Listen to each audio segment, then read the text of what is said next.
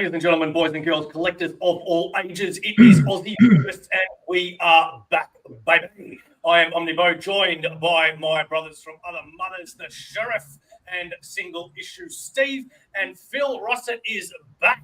And this time we're here to talk about his latest Kickstarter. This is going to be not your typical sort of comic that you do see. This is going to be, I've said passion project before, but this is an absolute huge passion project.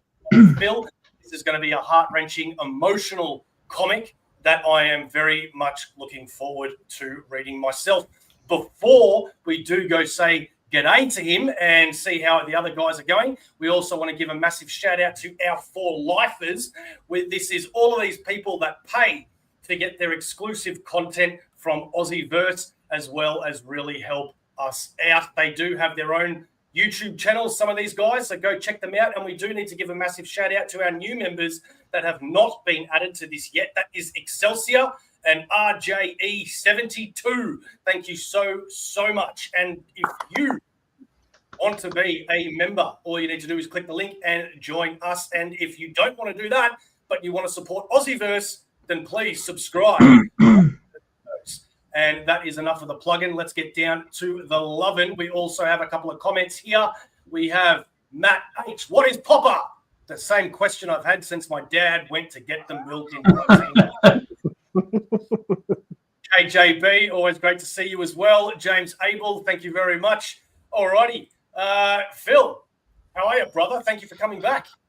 Man, it's great to be back. I always love being here talking with you, and we got a full house, which I appreciate. It's good to see everybody. You're all a good group of guys, so thank you for having me on.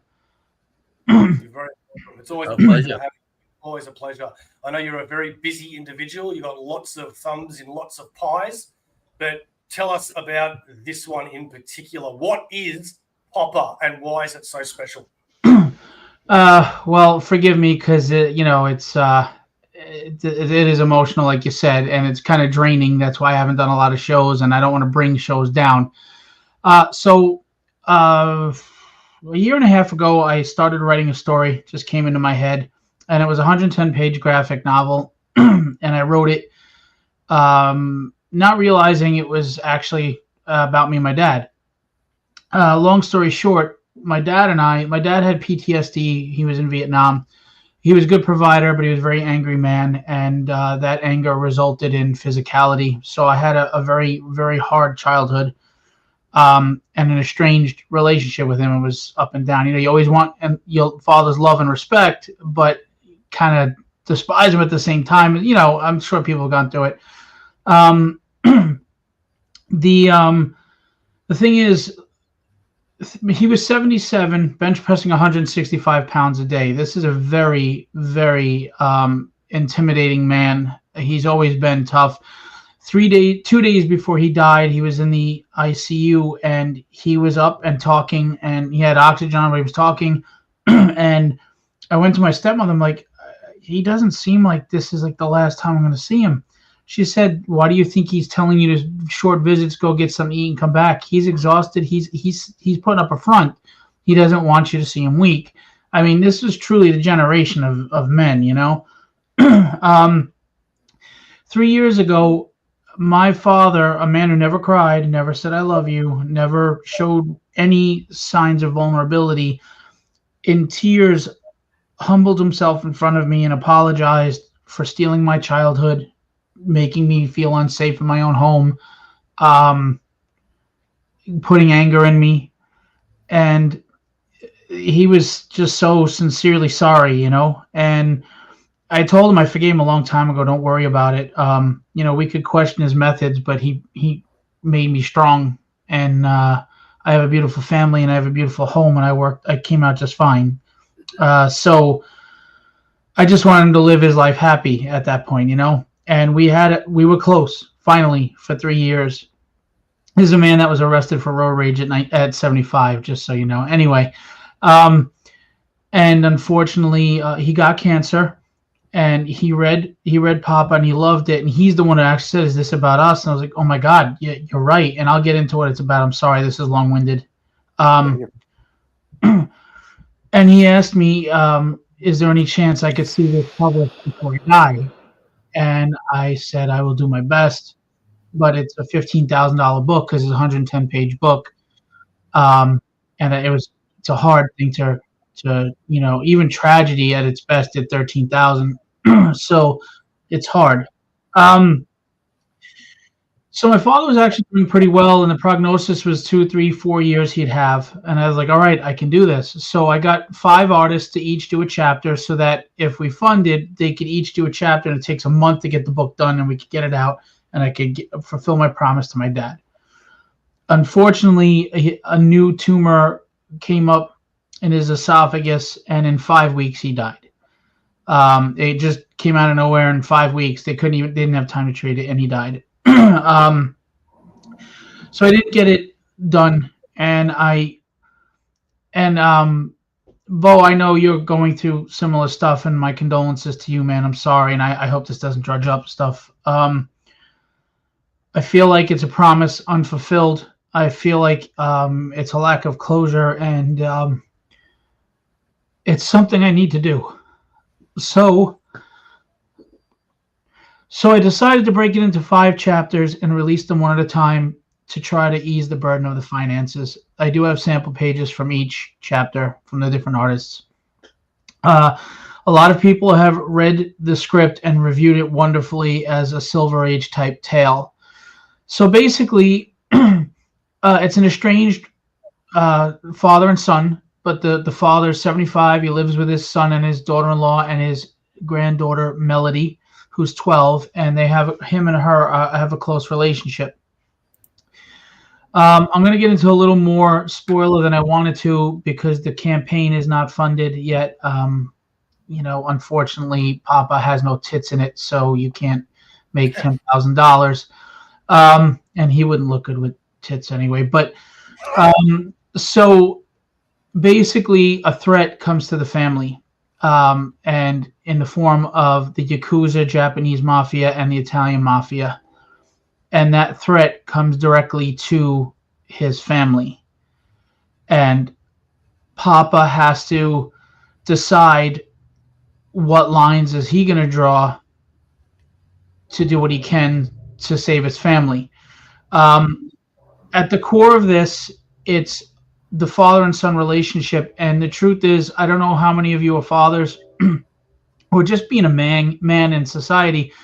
We're told to shut up and just do it. We're conditioned.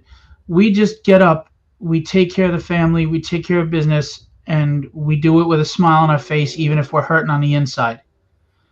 And women deserve all the credit in the world. They are the givers of life. Their mothers are the best. But we never really give fathers credit. We never give that father who's slaving at a job that is draining his soul and his passion, who still comes home and answers the toy phone every day, his credit. And we usually resent the father because he's got the anger or he's dealing with demons that we don't see. And that's part of the sacrifice that fathers make. They suffer in silence a lot, and maybe it comes out the wrong way. And it's not until you become a man and a father yourself sometimes that you see and understand the sacrifices they made, and you understand them more, which leads to forgiveness and leads to a relationship, because it's easy to be the kid looking at the father and blaming him for everything, but we don't see what's going on behind the scenes, and that's what's going on in this book. But at the same time, it is a comic book. It has action, it has adventure. I mean, it has a very big twist, something that catches everybody off guard at the end of the first issue that I can't spoil. I wish I could, but I can't. And everybody who has read this says it's written like a Silver Age classic, but not the like the dialogue in those Silver Age a lot. They talk to the audience like they're announcing everything. It's not like that. They say the dialogue is just pure. It's genuine. It's real. It's heartfelt. But at the same time, the action is fun. The characters are interesting, and there's a real dynamic there.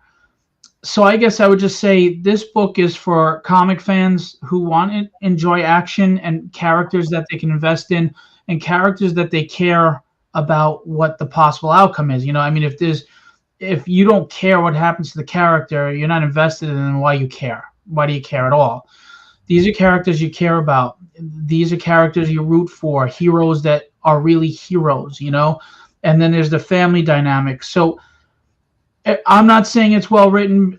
Everybody else is. So I would say back the book, find out, and you tell me, because that's the only way you'd know. And I'm going to be really candid here, and this may turn off people, but it's really a little disappointing and frustrating to see people taking parodies and turning them into porn books, and they're making 60,000, but a quality story that has heart and is something you can connect to is struggling to hit 2,000.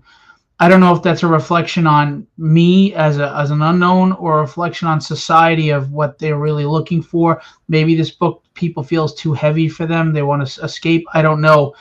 But I'm just telling you, it's really a solid book that everybody in some way can relate to, and it's still escapism. It's still an adventure, and I think more now than ever we need stories where people connect, people can be vulnerable at the same time. They can be the hero that we're looking for, that we aspire to be. We've gone away from that. Everything's anti-hero or a sympathetic villain.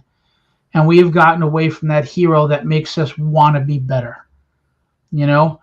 And I like to write stories about the hero that we want to aspire to be. I always said, I relate to the Hulk, but I always want to be Superman. Yeah, I get that. We've got a couple of comments for you here, Phil, as well.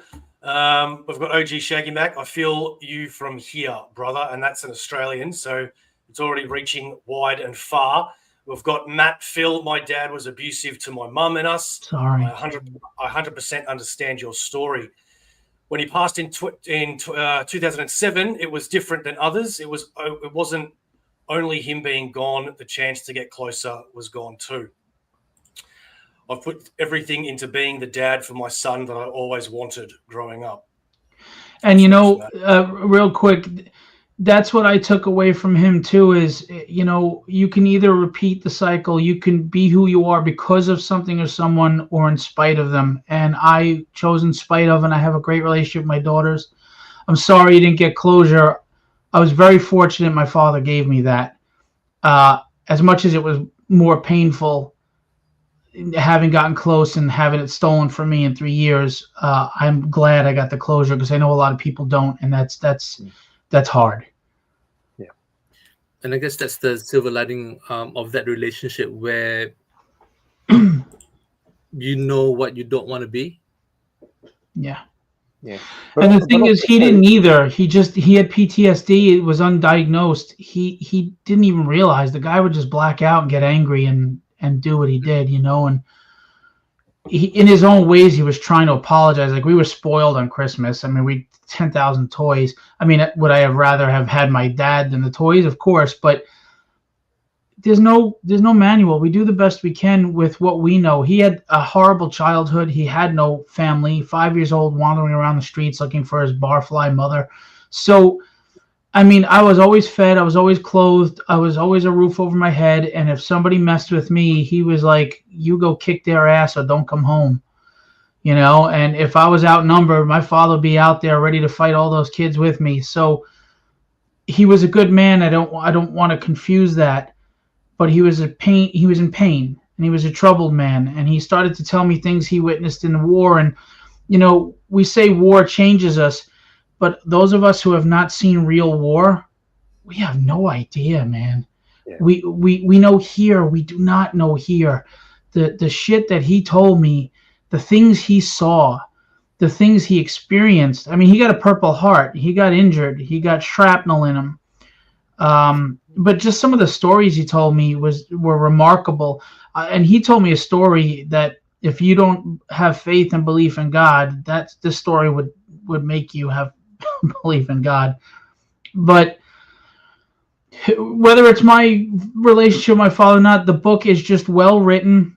It's heartfelt. It's emotional. I mean, I'm a sucker. I still love Rockies. I love when Captain America jumps on the grenade, in the movie. That's the stuff that I love more than anything, because you walk away feeling like, yeah, man, I want to be better. Somewhere I think people have given up on wanting to be better than they are.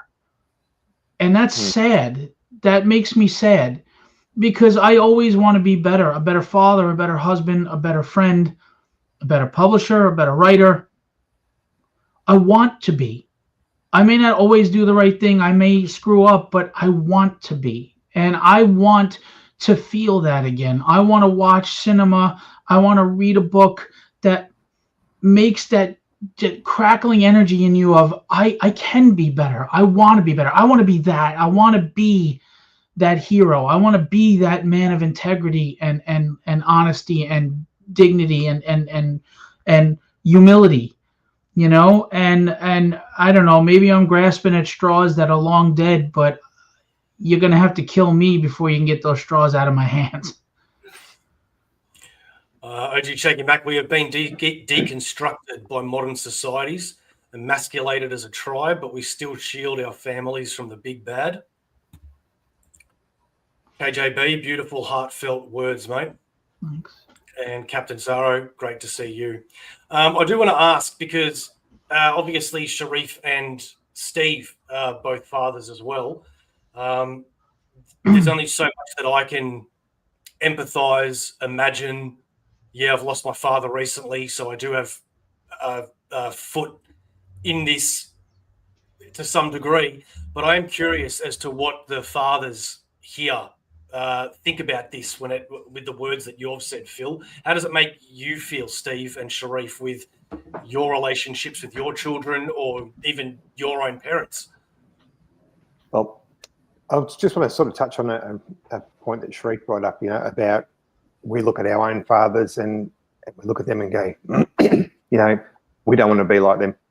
For instance, in some cases, and not necessarily them as a person, but as Phil was saying, he loved his father dearly, and there were some elements of his upbringing that he certainly wouldn't want to, bring with his own kids. I was lucky; I had a really good upbringing, and same thing. I saw my dad work hard for his whole entire life.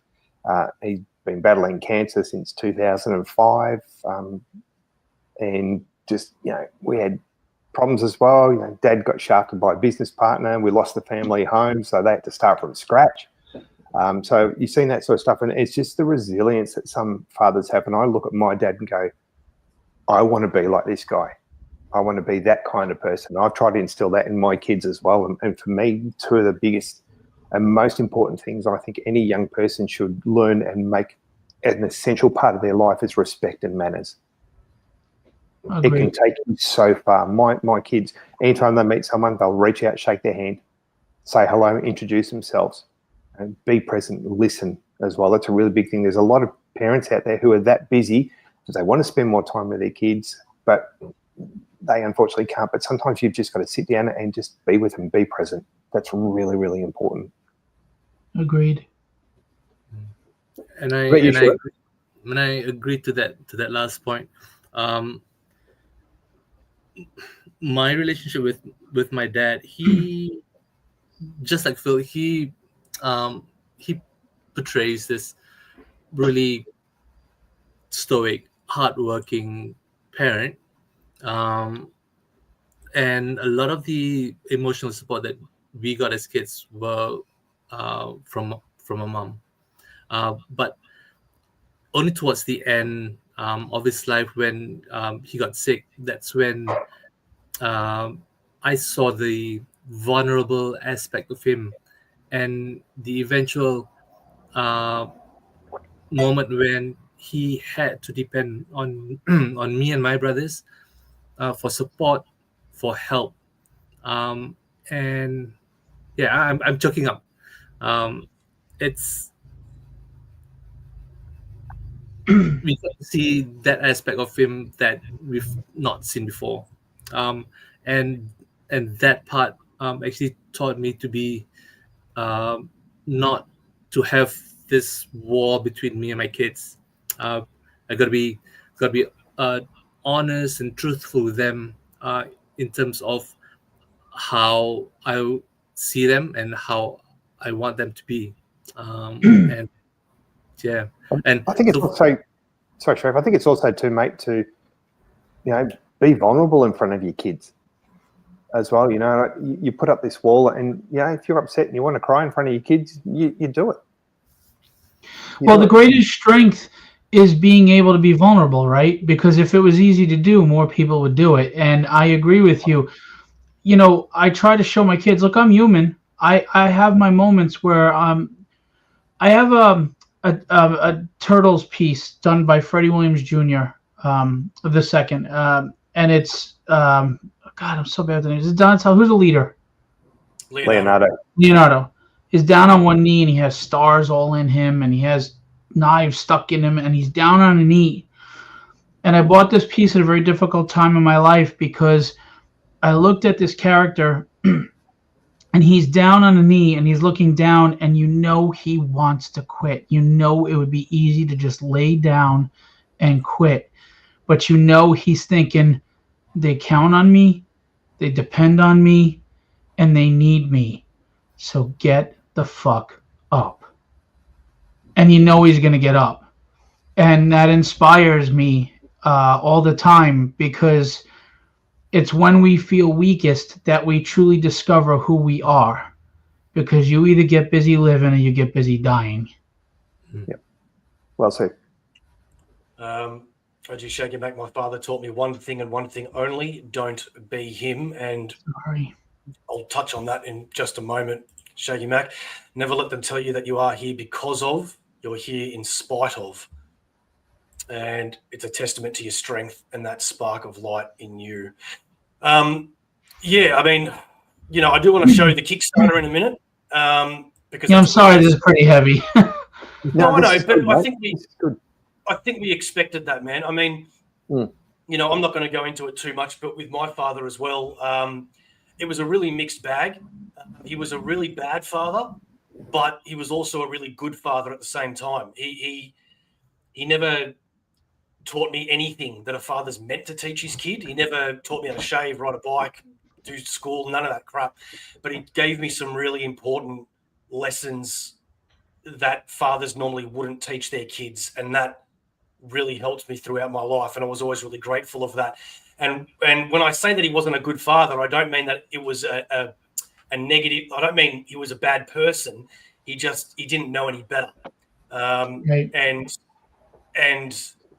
he was a very, very tortured soul, very, very tortured with the upbringing that he had with his parents escaping the Holocaust, and his family, his siblings being a lot older than him, and his sister's husband being forced to eat and shit in the same bowl in a concentration camp, and having the barcode tattooed on them and stuff. And so my father just didn't know how to be a father. Now, the good thing is that because he had such a bad upbringing, you knew that he tried his best to be a good father. So, at the end of the day, one of the thing that got me about what you said, Phil, was the closure. That's the one thing that I'm fighting with at the moment, because I knew my father was sick, but I didn't realize just how sick. And when he passed away, it was a shock. And I never got that closure, and it's been tough. Because you do think to yourself, does he know how much I loved him? Could I have been a better son? All that sort of stuff. So it is hard to deal with, but that's life. As much as you don't know, there's no manual for being a father, there's no manual for being a son. You're trying to figure out who you are as a man yourself, while trying to, we all struggle with, I want my father to love and respect me. And if you have a tumultuous relationship, it's even a worse dichotomy, because on the one end, I want my father's love, I want his respect. On the other end, I resent my father. So it's a very tough push and pull roller coaster ride. My brother didn't get closure with my father either, and he regrets it. And I won't speak to that because I was fortunate, and I would never never try to insult you by telling you how to handle it. What I do know is this, and I understand some people don't believe this, and I respect that. I don't preach to anyone, but I know our fathers are up there. They're looking down on us with pride, and they're not the people they were. They're at peace now, and they're able to see us through the eyes of a man at peace. And I think they're proud of what they see. That's beautiful, mate. And we will all know each other again someday. Just no time soon, man. Yeah. No time soon. Yeah. All right, let's take a look at this Kickstarter because that's what we're here for. I do have to commend the people that have stuck around watching this. Thank you very much, because we know that this is not a normal type of show. Fun times. Thanks, Phil. Sorry. But we do appreciate the realness, Phil. Yeah. Well, the stories I write, they come from all these human emotions, right? I mean, we can still enjoy the action tales with having human connection. I think we're so busy talking about what sets us apart these days, whether it's race or gender or nationality or victimhood status or whatever other bullshit you want to pull out, that we have gotten away from what makes us all the same. We all want to feel relevant. We want to know that this life is meaningful for something, we're here for a reason, that it matters. We want to all feel like we're something greater. And I think my stories reflect on these things a lot, because at the heart of every person, no matter how we handle it, don't handle it, or react to it, we all want these basic things. We want to be relevant. We want to know that we matter. We want to know that it means something, or what the fuck are we doing here? So in fun action adventure settings, this is a really deep, heavy conversation, but don't mistake that for the book being that heavy. It's not. It's still a comic. It still has that backbone of action, adventure, fun, family dynamics, lightheartedness. It has that. All right, let's take a look.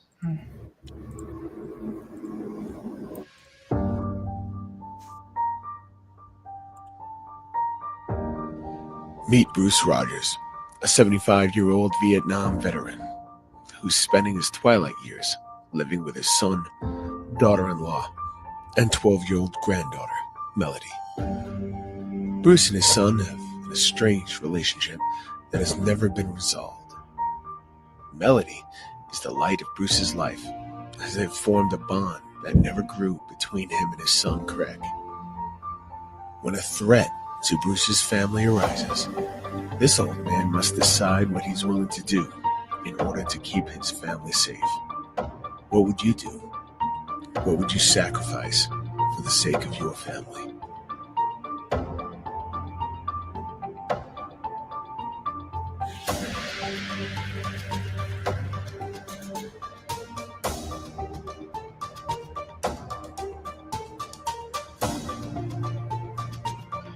It says coming 2024 again, because originally it was going to be the graphic novel to try to get out before my dad died. It didn't happen, so I didn't redo the trailer.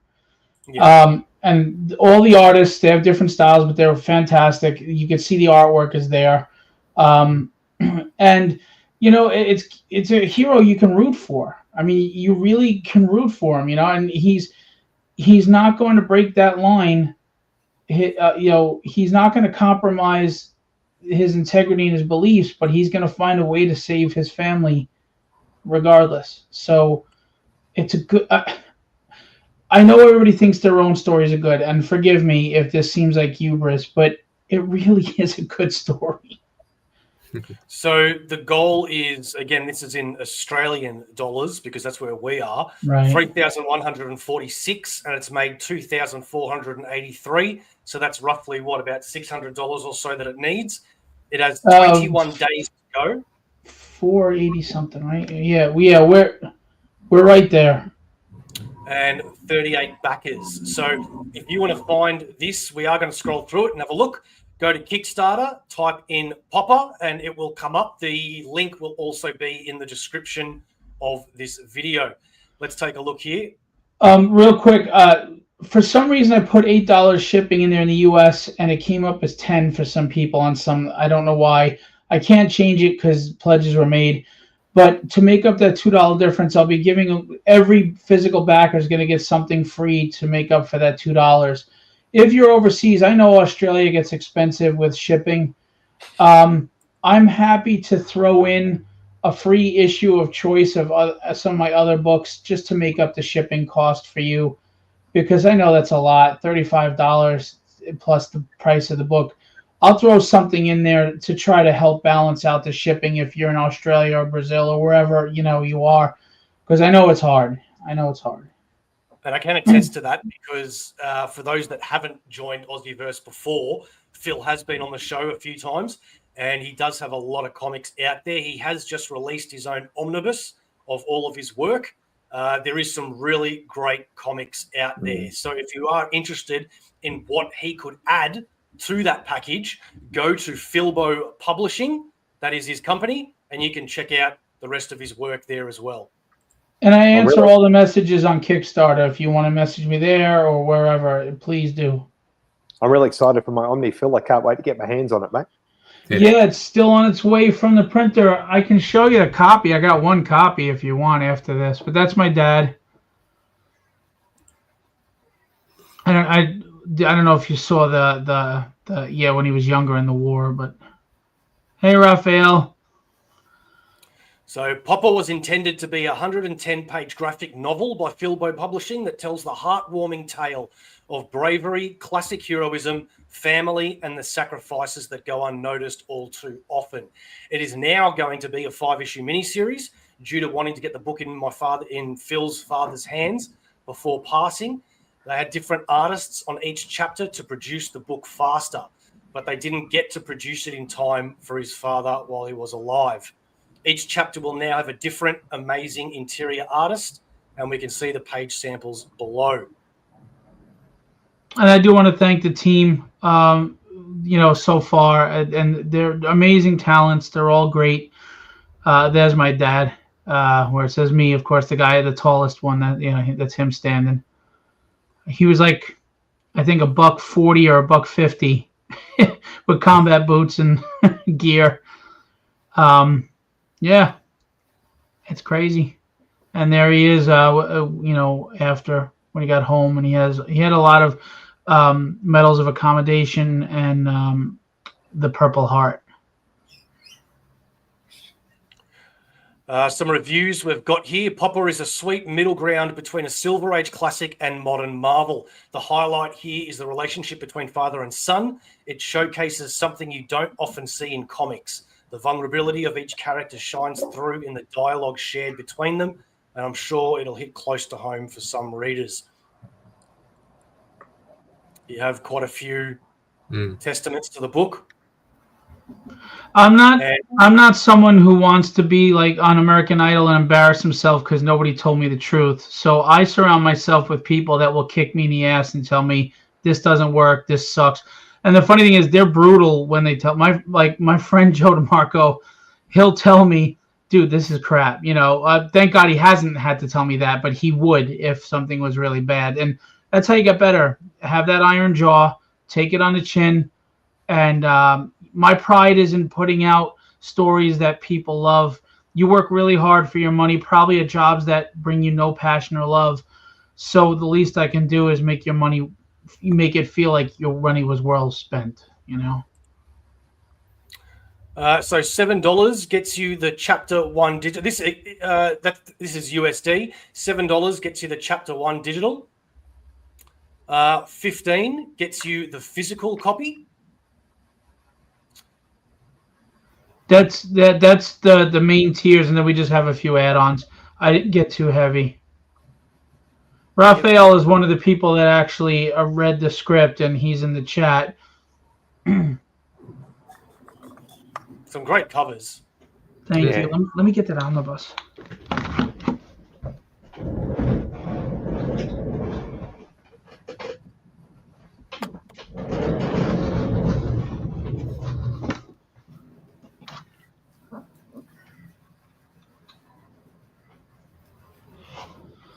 This is the omnibus you guys will be getting.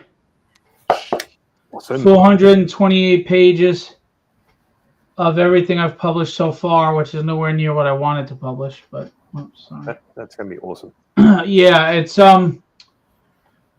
it really came out great, and it's got my horror stories in it. It's got tragedies 1 through 6, the dynamics, Withered, but also Withered started as a short story in my prose book that I wrote, and I put the prose short story in the middle right before Withered, so you have context and you can get the full scope of it. So I'm really proud of it, and being a fan of comics since I was 9, I'm 52 now. It's just surreal to hold this in my hands, and and thank you to everybody that makes it happen. So. Fantastic book, well written, great story, and heartwarming with a great surprise classic Silver Age book. OG Shaggy Mac, I've just met you, Phil, and I can already tell you are the salt of the earth. Thank you. Depends on who you talk to, I guess. I have a lot of haters. I don't know what I did, but I have a lot of haters. Don't listen to them. I don't. I couldn't care less. So Phil, with Popper, most of the times a creator would work with one artist throughout the series. How was it working with 5 different artists for the 5 different chapters, telling one cohesive story? Well, it's a great question because, normally I just have one artist. So I have to make sure that I'm really managing the continuity between chapters, right? Because each artist is going to have their own style. So Papa's not going to look the exact same, and the other characters either. But at the same time, buildings have to look the same. Cars have to be the same. Homes have to be the same. So, and gestures and mannerisms, right? Have to be similar. Everybody has their own way of speaking physically while verbally. So I have to be on top of that. Now I edit my own stuff, but I have an editor as well that edits after I edit, because being so close to it, you'll miss something. I can edit somebody else's book 100% fine, but when it's your own stuff, the reason is I know what it's supposed to be conveying, so I'm a little biased. So if something might be confusing to a reader, isn't to me, because I know what it's supposed to be saying. So it's always great to hire an editor and have an editor actually not just copy edit, but make sure the backgrounds are consistent, the clothing is consistent, you didn't miss the facial hair, the part isn't now on the other side, or things like that. So there's a lot of paying attention to detail. But the good news is, though, bad news, good. If you want to bring good out of bad, now that I've broken into chapters, I can focus on this one chapter, and that will be reference for cars and houses and everything for the artist in chapter 2, and then going forward, the domino effect, it makes it a little easier. So you can buy a $250 editorial service, which you get the digital copy plus an editorial service by Philip himself on a 22-page script. That is and just so you know, that's a steal, because I'm not just copy editing. I will copy edit your script, which I will also edit your script for plot holes, things that aren't lack of continuity, poor dialogue. I will edit the script, and then I will edit the roughs, the art roughs, to make sure that the angles are good and there's no redundancy, etc. And then I will the finished pencils, I will edit again to make sure that nobody's beard is missing or chain is missing or whatever. And then I will copy edit and check for balloon placement of the lettering, that it flows and the eye moves where it's got to move, and the coloring and everything. I will literally edit the entire book stage by stage for 250, which you're usually looking at $2,000 at least by any serious, decent editor, more for professional editors. So it's a steal, because at this point my ass is broke. But what's another 3 hours at night when I'm only getting 3 hours of sleep as it is. So. Some of the other comics that he's done, $10, The Dynamics, issue 1, which we've spoken about in previous videos. This is a little loosely based on his own family. Is that correct, Phil?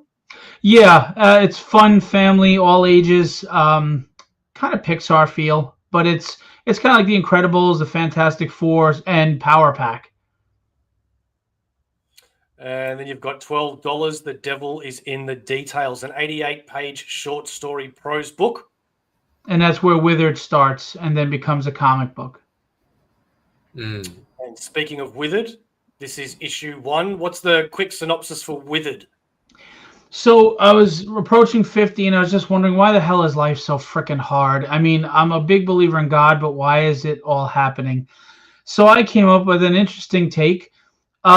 Time is not a measurement created by man. It is actually a malevolent, omnipotent being that has imprisoned God, and that's why. And it's slowly satiating its life essence satiating itself off of our life essence. Hence, why we grow old, we wither, and we die. There's only 3 archangels surviving of the 7 because of a great war, and they are recruiting humans who are of faith before they're consumed by this thing. They die mortally, to try to bolster up an army of angels again, so that they can save God, and actually bring upon the utopia that was meant to be for humans. And then you've got the original art tier, which is always a great popular choice. That's Ricardo Does Tragedy. That's Rod Rodolfo, who will do the last chapter of Papa. He's worked on Battlestar Galactica and some other stuff, as you can see. That is Kevin Stewart, who's a phenomenal artist and does work for me. He did some tragedy covers. And is the Kenny Calderon up there? Uh-oh. Hey? Kenny Calderon. There was a Kenny Calderon tier on the art tiers. Did we scroll past it and I missed it? Where did it go? You got Ricardo Silva. Dude, this is weird because Kickstarter 3 times.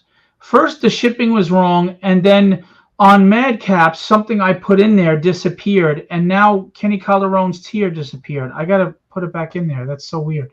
I don't know. And this is the team. That was me 60 pounds ago.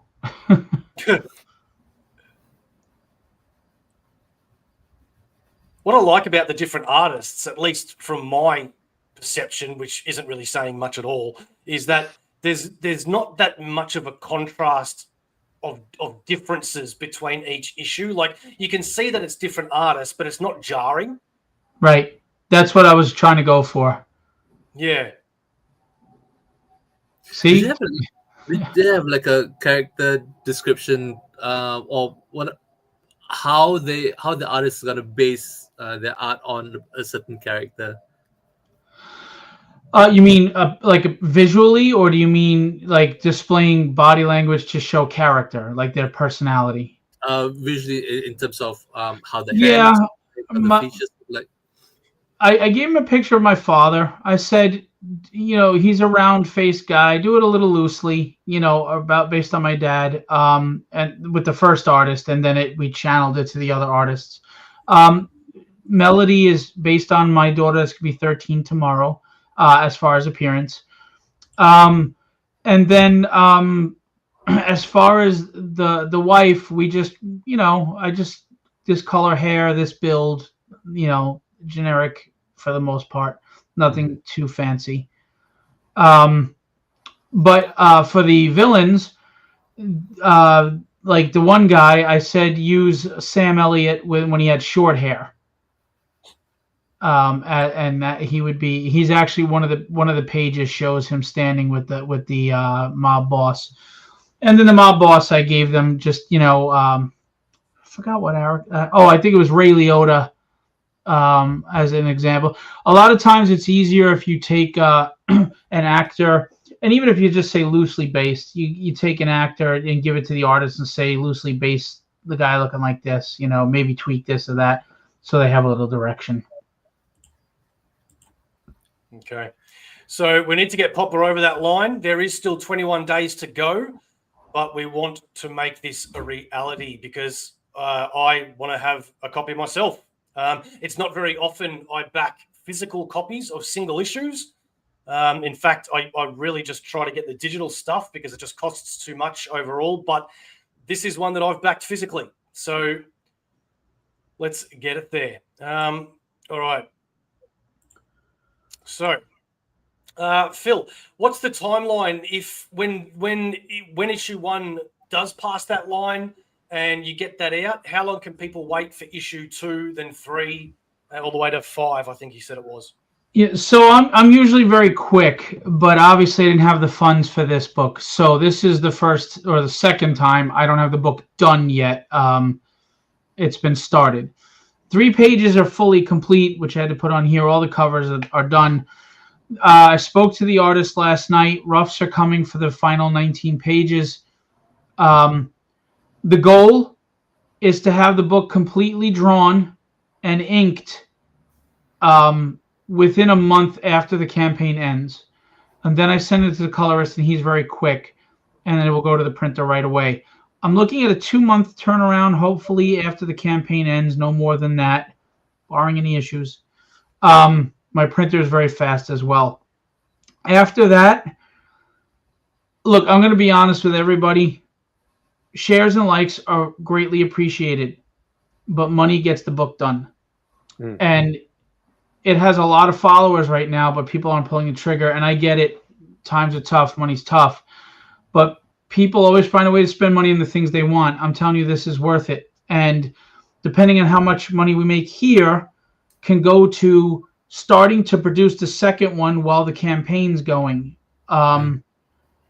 I need your help. I'm not going to lie. I work 7 days a week. I bust my ass and I kill myself to make these books. And I'm not saying woe was me, and I'm not trying to play on anybody emotionally or manipulate you. I'm just saying it reality.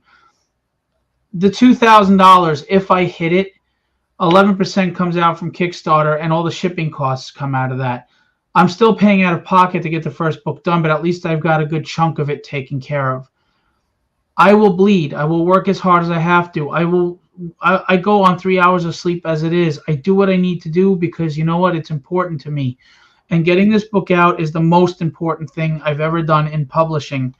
And I'm asking people to please come out. I don't care if it's a $5 donation, $7 PDF, whatever you want to do. Help me make enough money to get this going because I would like to go right into Papa 2 right away and Papa 3 right away. And literally the second you're getting Papa, the next campaign is starting. And maybe if I have enough money, I can have the book done ahead of time for those subsequent campaigns. So you're not waiting 2 months after. You're just waiting for the funds to come through, get to the printer, and bam. Yeah, great. Just pledge, Phil. Thank you so much. Mine's in there now, mate. So, yeah. Thank you. I really appreciate I know people say this, but I grew up, like I said, I had a hard childhood. I never had support. I never had encouragement. By the grace of God, I kind of had a chip on my shoulder, and I said, fuck you. I don't believe anybody telling me. I had people tell me at 5 I should commit suicide. So I never listened to anybody. Ask my wife. But I always believed in me no matter who doesn't. And I honestly think that's more God than me. But regardless, not to get too preachy. But I lost my train of thought because I'm just a rambling fool. But I've never had encouragement. I've never had support. I've never had that. So that's it. So when people spend their hard-earned money on my creations, I sincerely appreciate it so much. People have donated money just to help because of the cause of the campaign. I'm not going to lie. There's times where I tear because I'm really appreciative that there are still some people out there that care, that have a heart, you know, and I'm really grateful for that. I really am. So Yeah, great. Yeah. Get on it, folks. Back it. Great story. So- Great fella. Help him out. Come on. Get on it. we are $421 away from funding. I've just Every little refreshed. bit helps, folks. Every little bit helps. Let's go. All right. And the good thing is as well is that at least with mine and Steve's, you can, because I know I've got a couple of other things coming from you, Phil, we can just consolidate it all and send it in one go to make it a bit cheaper. And I'll just have 2 copies of everything and give one of those to Steve. You don't want any more bruises, do you? And you know, it's funny because like the omnibus and the other stuff that you're getting, Bo and stuff, whatever balance in shipping there is, if you back a physical issue, that money you pay for shipping will go towards that. You know what I mean? I'm not so it all pulls in. I send it all out in one nice big package, and then you guys can deal with it, you know, take care of it from there and try to save you money. I'm not trying to fleece anybody for $1. I swear to you, I'm not making any money on this. I just want to get this book published and printed. And maybe it'd be some sort of closure or catharsis or something. And even if it isn't, just I promised them. You know, I promised them, and I just want to do it. That's all. That's it. Yeah. I don't give a shit if I make money. At the end of the day as well, I think everybody knows that we wouldn't have somebody on Aussieverse without some sort of past history with or done our research on. We're not just going to have people on the show that go on about, you know, give me money and buy this book and all this sort of crap if we didn't trust that ourselves. You know what I mean? Because I don't want that for our Aussieverse viewership as well. Because I feel like at some point we're a little responsible for that, you know. I mean, I was watching another channel that's very, very popular, and unfortunately, obviously, just like everything in life, when the more popular you get, the less control I think you have over other people's actions. But I backed one of their Kickstarters that they had on their show, and it was only because I trusted in the show and the product sounded good. It never occurred to me that anything would ever go wrong, and it did. And I never ended up getting it, and it took 2 years for me to get a refund. Oh wow! And it was by a major publishing a company as well. So it was very, very disappointing. And to this day, it still doesn't really make sense to me. But that really taught me something that, you know, for people that come on the show for the first time, that might be a little different. But for people that come on the show repeatedly, like yourself, I certainly wouldn't be inviting people back repeatedly if I had any issues or qualms about their trustability. Yep. I do appreciate that. And listen, I apologize. I'm not trying to emotionally manipulate anybody into backing this book. I'm just being raw and honest. That's all. You know, I would just say back it on the merit of it's a good story that I think you'll enjoy. And if it's not your thing, just tell somebody. That's all. Cool. But I do appreciate that. But if it is your thing, tell somebody. Yeah. You always need to dance when you're on OG Shaggy Mac. We've discussed this. That's how I make my money. Is there a link? Yes, there is. It'll be in the description, but hang on. I've got a really obnoxious link here that you can use.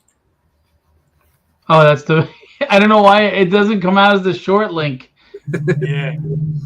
But there you go, Jim. You can use that one. Just copy and paste that into your browser. Or, you know, honestly, if you just go to Kickstarter and type in Popper, I'm sure it will pop up as well. I'm sure it will pop up.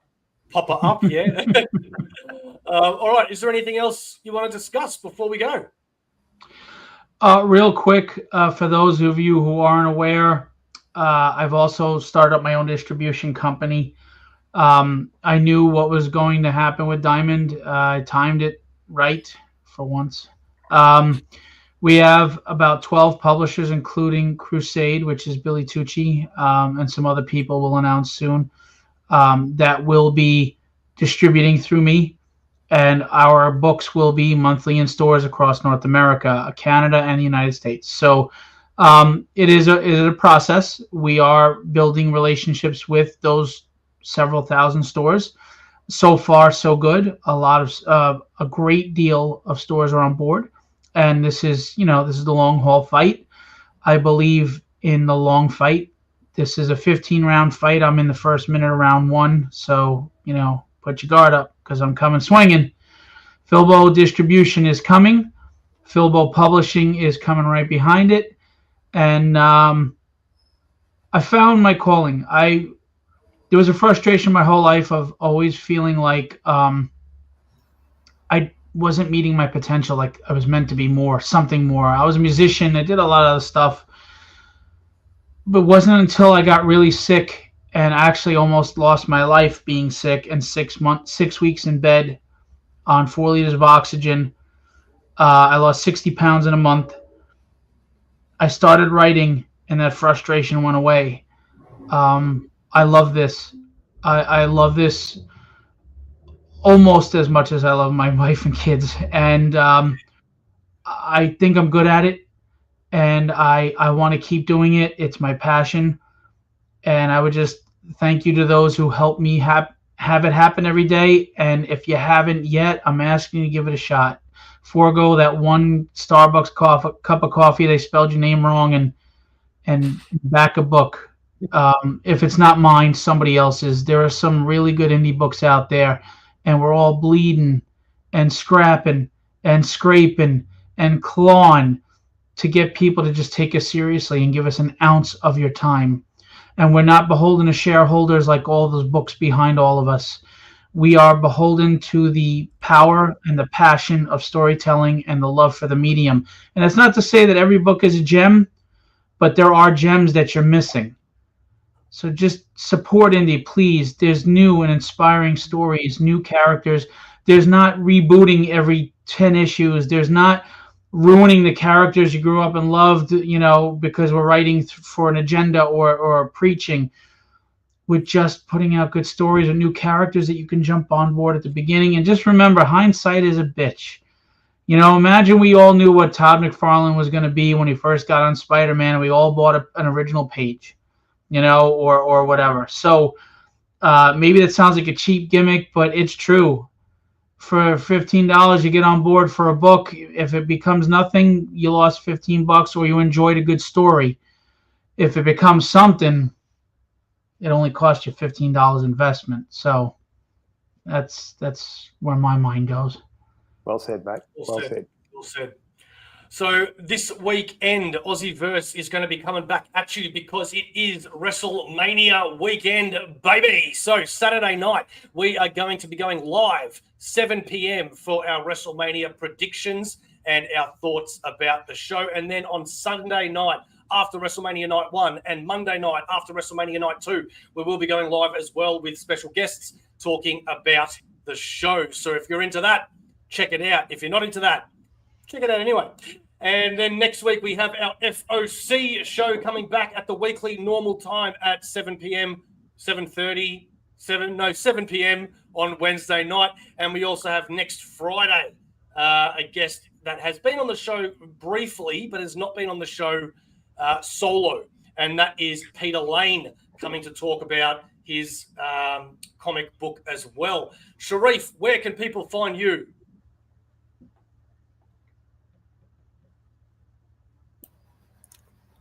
I'm on Insta, but not really active. But yeah, just Sharifuddin Anwar.